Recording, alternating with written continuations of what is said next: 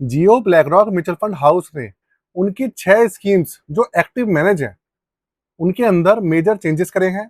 Changes में आपको बता दूं, उनके पूरे पोर्टफोलियो का जो स्ट्रक्चर होता है, इक्विटी कितना रहेगा, उसके अंदर गोल्ड कितना रहेगा, उसके अंदर डेट कैटेगरी कितनी रहेगी, या उसके अंदर रियल एस्टेट या जो इंफ्रा प्रोजेक्ट होते हैं वो कितने रहेंगे, वो सारा का सारा बाइफर्केशन चेंज कर दिया है।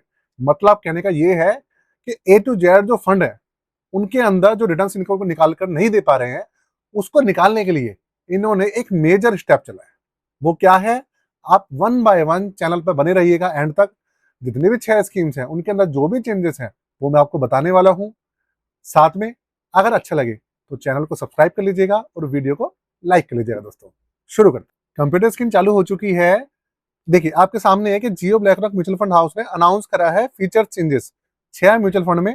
इनका फ्लेक्सी कैप, लार्ज कैप और इनका जो डायनामिक फंड है सेक्टर बेस्ड, उसके अंदर आर्बिट्रेज फंड, सबके अंदर चेंजेस हैं। क्या चेंजेस हैं वो मैं आपको बताता हूं। उससे पहले आप सबसे पहले एक जानकारी जान लीजिए। 20 मार्च 2026 से पहले होता यह था कि जो भी इक्विटी के फंड्स हैं, फ्लेक्सी कैप हो गया या दूसरे फंड्स हो गए, उनके अंदर ना सेबी ने प्रतिबंध लगाया हुआ था कि उनके अंदर जो गोल्ड और सिल्वर ईटीएफ्स हैं वो शामिल नहीं रहेंगे। लेकिन हुआ क्या? जब उन्होंने देखा कि इक्विटी के अंदर बहुत ज्यादा क्रैश चल रहा है, तो सेबी ने एक बहुत बड़ा कदम उठाया और उन्होंने जितने भी इक्विटी के फंड्स होते हैं, किसी भी तरीके के हो, भले स्मॉल हो, मिड हो, लार्ज हो, फ्लेक्सी कैप, मल्टी कैप, कोई सी भी कैटेगरी हो, सबको अलाउ कर दिया कि वो अब इस कैटेगरी के अंदर, इक्विटी कैटेगरी के अंदर गोल्ड और सिल्वर ईटीएफ भी शामिल कर सकते हैं, जिससे कि थोड़ा सा उनको स्ट्रेंथ मिले, उनके अंदर गिरावट कम रहे मार्केट की बुरी कंडीशन।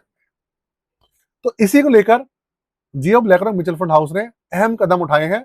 और मैं आपको बता दूं कि इंडस्ट्री के अंदर पहली ये ऐसी संस्था है, एएमसी है, जिन्होंने ये सब चेंजेस करे हैं। अब चेंजेस क्या है वो आप वो देख लीजिए।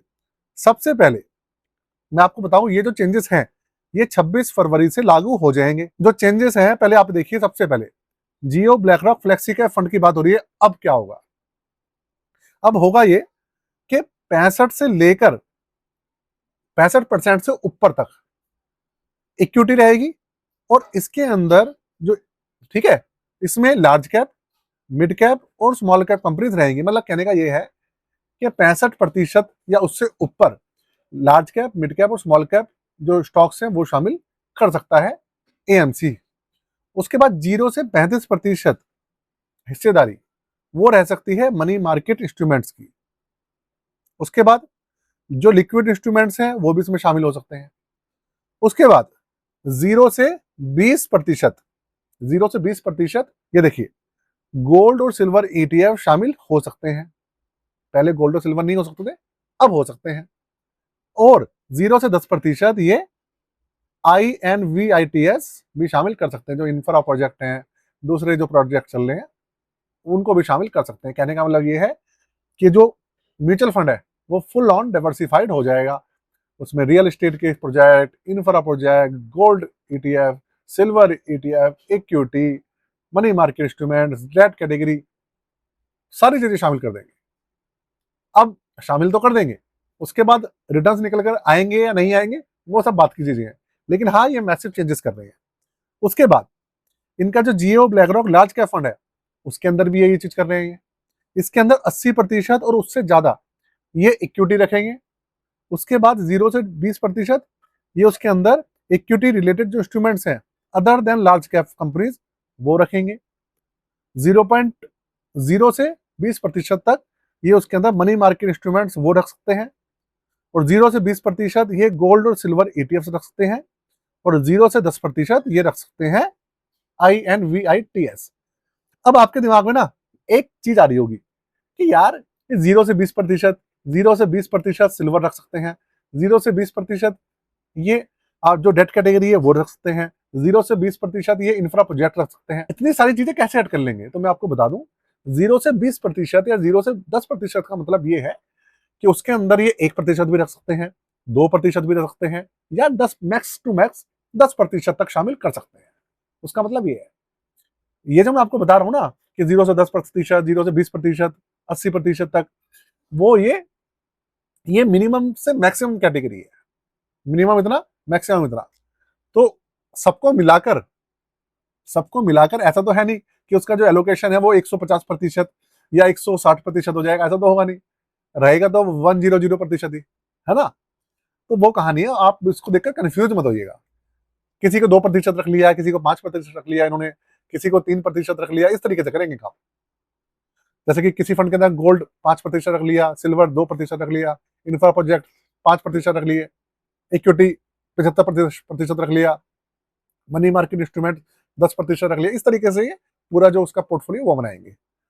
ऐसा ही करेंगे ये Jio BlackRock sector rotation fund के अंदर।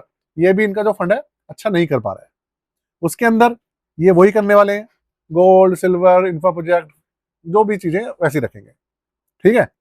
इसके अलावा इनका जो Jio black rock arbitrage fund है, उसके अंदर भी भैया यही सारी कहानी करने वाले हैं। और इनका जो Jio black rock liquid fund है, इसके अंदर ये क्या करने वाले हैं, 91 डेज का डिफरेंस जो है, उसके अंदर कुछ कैलेंडर डेज के हिसाब से जो इफेक्टिव डेट है, उसके हिसाब से जो डेट कैटेगरी के जो स्कीम्स होंगी उनकी जो वैलिडिटी है, उसके अंदर उतार चढ़ाव कम ज्यादा करने वाले हैं। ये है सबसे बड़ी खबर जो मैंने आपको दी है। तो इससे होगा ये कि आपको इनके जो रिटर्न्स हैं उनके अंदर अच्छा जो प्रदर्शन है वो अच्छा देखने को मिल सकता है। रीजन, पोर्टफोलियो के अंदर गिरावट कम होगी और रिटर्न्स भी निकल कर आएंगे, ऐसा मुझे लगता है। अब कितना सही हूँ मैं, कितना गलत हूँ, ये तो जब ये काम कर लेंगे और 1-2 महीने या 3 महीने इसको हो जाएंगे, उसके बाद ही एक्चुअल रिपोर्ट सामने आएगी। अब जाते जाते मेरी आप पोर्टफोलियो सर्विसेज के बारे में जान लीजिए कि आपके पास पोर्टफोलियो है, अच्छा प्रदर्शन नहीं कर रहा है, आपका बहुत बड़ा पोर्टफोलियो है, आप नया बनवाना चाहते हैं, म्यूचुअल फंड स्कीम बहुत ज्यादा है, उसके अंदर स्टॉक्स बहुत ज्यादा है, तो भाई रिव्यू करा सकते हैं। ओवरलैपिंग हो रही है तो आप रिव्यू करा के रीबैलेंसिंग करा सकते हैं, उसकी नया बनवाना चाहे तो बनवा सकते हैं, चेक करा सकते हैं। सारी सर्विसेज अवेलेबल है, चार्जेस 999 रुपए है। व्हाट्सअप नंबर यहाँ पे दिया हुआ है, आप चेकआउट कर सकते हैं। बाकी डिस्क्रिप्शन चेक कर लीजिएगा, उसके अंदर ही मैंने सारी इंफॉर्मेशन दे रखी है। दोस्तों छोटी सी इंफॉर्मेशन थी, कैसी लगी मुझे जरूर बताइएगा। भैया अपने भाई को चैनल को सब्सक्राइब कर लीजिएगा और वीडियो को लाइक कर दीजिएगा।